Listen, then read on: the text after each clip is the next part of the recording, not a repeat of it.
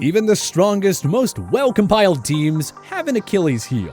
Whether it's a single position or an entire unit, every team has that one weakness. So you can only be injured on your Achilles tendon. That's right. My mother dipped me into the river Styx and she held me by my heels, so that's the only part that can be injured.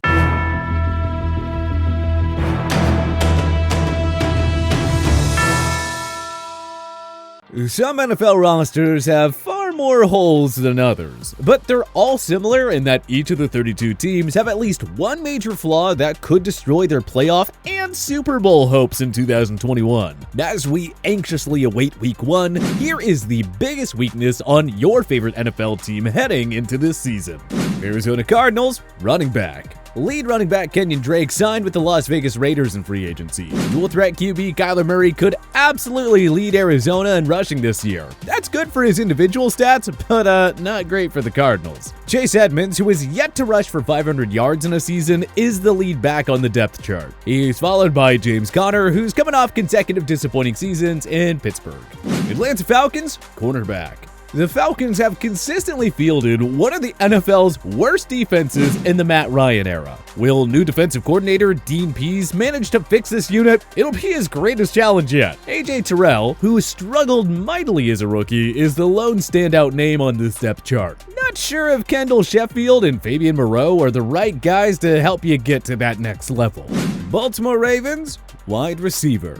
Baltimore has struggled to find quality receivers ever since Anquan Bolden was traded. Marquise Brown has been inconsistent so far. Sammy Watkins was signed in free agency, but he's not exactly a Pro Bowl talent here. The Ravens drafted the promising Rashad Bateman in round 1. But again, the Ravens' inability to develop wideouts is cause for skepticism. Buffalo Bills, defensive end. No Bills player topped 5 sacks last season. Rather than address the pass rush in free agency, GM Brandon Beane waited until the draft, coming away with Gregory Rousseau and Boogie Basham. Well, the Bills will be asking a lot from their rookie tandem. None of the veterans on this roster are true game wreckers in the pass rush department. Carolina Panthers, offensive guard. The Panthers are mostly set on offense and have plenty of young talent on the defensive side of the ball. But the duo of Pat Elflein and John Miller leave a lot to be desired at the offensive guard position. The two men allowed a combined 5 sacks last season. Sam Darnold's gonna have a tough time breaking out if neither of his 2 starting guards can step up. Chicago Bears, offensive line. The Bears underwent major changes on the O-line this offseason. In come Elijah Wilkinson, Jason Peters, and rookie Tevin Jenkins. Peters is past his prime. Jenkins will likely struggle like most defensive linemen in their rookie year too, and that leaves Cody Whitehair as the only real reliable name on this unit. Hey, good luck to Andy Dalton and Justin Fields. The Cincinnati Bengals, guard. Jonah Williams is the only piece on that Bengals O-line that gives us confidence. But it's the left and right guard positions that are especially concerning. Michael Jordan, no, not the NBA player, and Quentin Spain were both graded in the 50s last season by Pro Football Focus. Jordan allowed 3 sacks and Spain was penalized 4 times. Joe Burrow is gonna have to get rid of that ball rather quickly once again in year 2. Cleveland Browns, linebacker. The signings of Troy Hill, John Johnson III, and the selection of Greg Newsome II will greatly improve Cleveland's secondary. However, questions remain at the linebacker position. Jeremiah Owusu-Koramoah was a great find in round 2, but we don't know how much he'll play as a rookie. Will Mack Wilson, Anthony Walker, and Sione Takitaki cut it as the starting linebackers? Honestly, there's more questions than answers here. Otherwise, the Browns are set practically everywhere else on their depth chart. Dallas Cowboys, cornerback. Hey, remember when every mock draft had the Cowboys getting Patrick Surtain II, only for him to go to the Denver Broncos at number 9? Well, anyway, Micah Parsons was a great pick by the Cowboys, but the cap situation prevented Jerry Jones from making a big splash in free agency. Dallas will need sophomore Trayvon Diggs and rookie Kelvin Joseph to step up, because there just isn't enough veteran talent in that secondary at the moment. Denver Broncos, quarterback.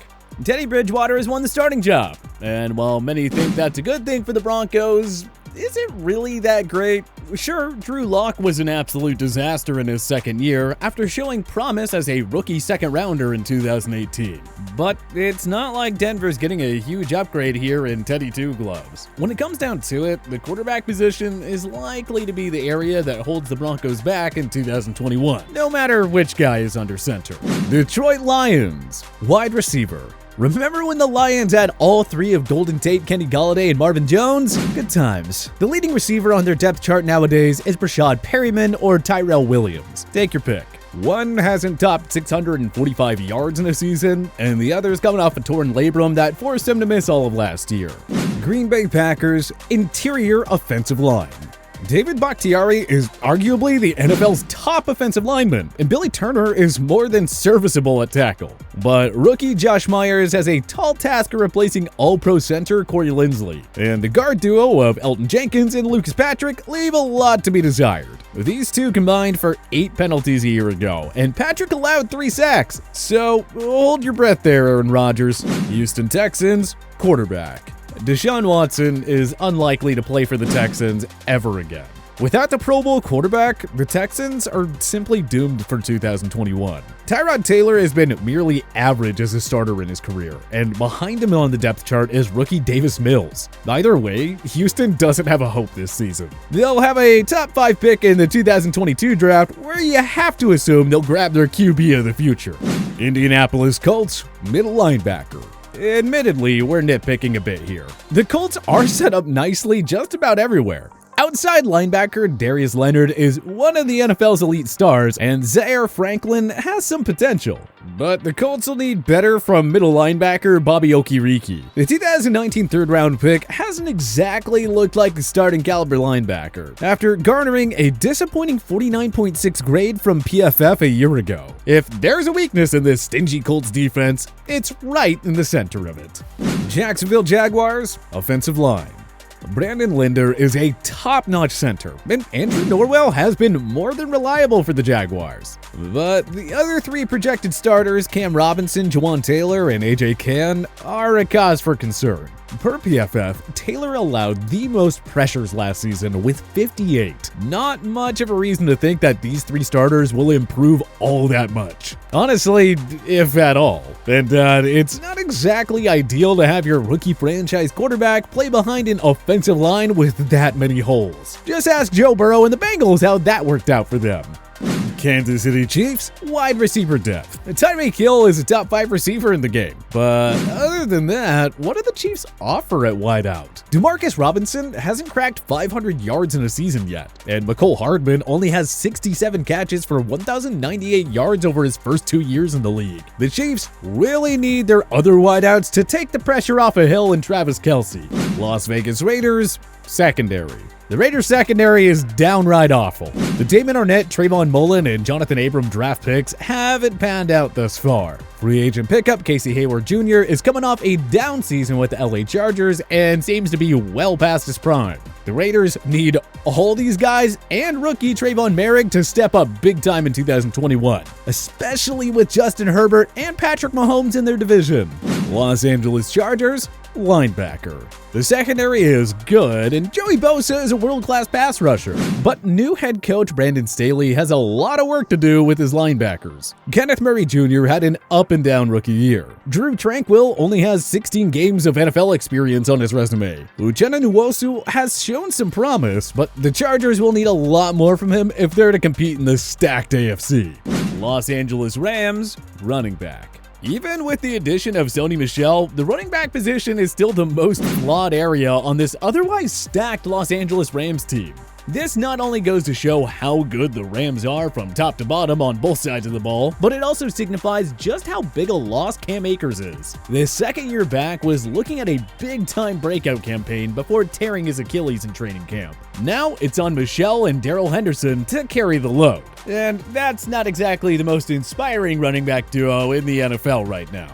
Miami Dolphins, pass rush. The Finns had 41 sacks last season, but Kyle Van Noy and Shaq Lawson, who combined for 10 of them, are no longer there. Also, it's hard to envision veteran Emmanuel Ogbah repeating last year's personal best of 9 sacks. Even if Ogbah and Jerome Baker build off last year's strong outings, does Miami have enough in the front 7? We're waiting for 2019 first-rounder Christian Wilkins to break out. We love the Jalen Phillips selection, but you always have to be careful when relying on rookies. Minnesota Vikings, cornerback. Not sure how much Patrick Peterson has left, but he's worth taking a shot on, I guess. I mean, the Vikings secondary was downright horrendous a year ago. Odds are Peterson won't be regaining his Pro Bowl form, though. Meanwhile, Cameron Dantzler didn't cut it as a rookie. Jeff Gladney was cut following an off-the-field arrest, and newcomer Xavier Woods is merely average as a corner. Nothing special there. Add it all up, and it's hard to see Mini's secondary being any better in 2021. New England Patriots, wide receiver. The Patriots had the NFL's worst pass-catching group last year. Sure, the signings of standout tight ends Hunter Henry and Jonnu Smith will help greatly. Kendrick Bourne and Nelson Aguilar were also nice pickups, albeit overpaid. The thing is, the Pats still don't have a true number 1 wideout for Mac Jones and Cam Newton. Julian Edelman is retired now. Aguilar has been inconsistent throughout his career, and Bourne is usually better off in the wide receiver 3 role. The Pats will need a lot of help from their ground game and tight ends to make up for the thin depth at receiver. New Orleans Saints, wide receiver. The superstar wideout Michael Thomas will miss some games. Emmanuel Sanders was released, so right now the top wideout is Traquan Smith, who has yet to hit 40 catches or the 500-yard mark. Yeesh, as if Drew Brees' retirement wasn't bad enough. Hey, good luck working with this group, Jamison Taysom. New York Giants, quarterback. Last chance for Daniel Jones. If he doesn't break out in year 3, the Giants will be searching for a new QB. Jones had 29 career fumbles and 22 picks in only 27 NFL games. That's really bad, folks. At least the defense, Saquon Barkley, and the pass-catching group gives this team some hope. New York Jets, cornerback. GM Joe Douglas did a great job in shoring up most of his needs. This rebuilt offense has a lot of promise, and the front 7 should be much better. That said, the cornerback position still has question marks all over. Bryce Hall had a lackluster first season. Michael Carter is a rookie. Bless Austin isn't starting caliber. See where we're going with this? Robert Saleh is a defensive-minded coach, but he has a serious challenge in making it work with this thin group of corners. Philadelphia Eagles, left side of the offensive line. Future Hall of Fame center Jason Kelce is still here. Brandon Brooks returns after missing all the last season, and veteran mainstay Lane Johnson will continue to anchor the right tackle slot. So, at least Philly has 3 studs on that O-line. However, the left side is problematic. They're banking on Jordan Mailata and Isaac Seumalo to hold down the fort there. Oh, and now's probably a good time to remind you that the left side is also Jalen Hurts' blind side. Pittsburgh Steelers, offensive line. Not much to say here. Longtime center Marquise Pouncey is retired. Alejandro Villanueva and David DeCastro also departed. The Steelers' O-line was once a major strength, but now it looks like one of the weakest position groups in football. Ben Roethlisberger, by the way, sits at 516 career sacks. Brett Favre holds the record with 525, followed by Tom Brady with 521. We'll see if number 7 can somehow avoid setting this embarrassing record. Although, at this point, it seems inevitable. San Francisco 49ers, cornerback. A QB upgrade was the main thing on John Lynch's to-do list, and he found his man in Trey Lance. The 49ers roster is one of the deepest in the league, but we would have liked the addition of another veteran corner this offseason. Bringing back Jason Verrett following a strong 2020 season was smart, but we don't know what they have yet in Emmanuel Mosley. K'Wan Williams is nothing more than a replacement-level guy, and Ambry Thomas is a rookie who might not even start this season. Other than that, the 49ers mostly look fine. The Seattle Seahawks, pass rush. Jamal Adams, a safety and a good one, mind you, led Seattle with 9.5 sacks, but it's gonna be very tough for the defensive back to match those numbers again. Jaron Reed, who finished second with 6.5 sacks, is now in KC. Can Carlos Dunlap repeat last season's excellent 8-game audition that saw him record 5 sacks? We have our doubts. Tampa Bay Buccaneers, cornerback. Many analysts and fans seem to think that the Bucs roster is practically flawless. Well, many forget that they ranked 21st against the pass last year. And sure, they won the Super Bowl, but Taylor Heinicke and Aaron Rodgers picked that secondary apart in the postseason. Good thing the Bucs have the NFL's best front seven and rising star Antoine Winfield Jr. That should help mask the inconsistent play from corners Carlton Davis, Jamel Dean, and Sean Murphy-Bunting. Tennessee Titans secondary. Only 4 teams allowed more passing yards than the Titans a year ago. And yet, this unit should be even worse in 2021. They bid farewell to reliable veterans Malcolm Butler, Andre Jackson, and Kenny Vaccaro. Rookie Caleb Farley has the makings to be an immediate impact player, but only if he's healthy and fully recovered from his back surgery. Washington football team quarterback. Ryan Fitzpatrick will be hot for a few games, then get cold, then get benched. You've seen this story play out too many times before. Kyle Allen is clearly a backup, not a starter. Taylor Heinicke was unreal in the playoff loss to Tampa Bay, but let's be careful reading too much until one game. He only has 2 career starts after all. It'll be interesting to see how Ron Rivera goes about this.